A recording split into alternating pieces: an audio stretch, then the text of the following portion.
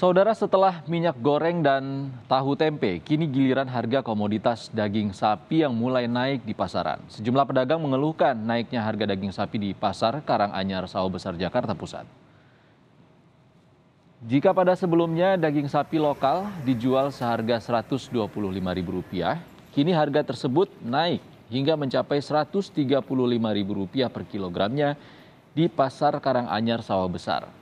Selain harga daging sapi lokal, kenaikan juga turut dirasakan pedagang sapi impor dari harga normal Rp65.000, kini naik menjadi Rp93.000 per kilogram.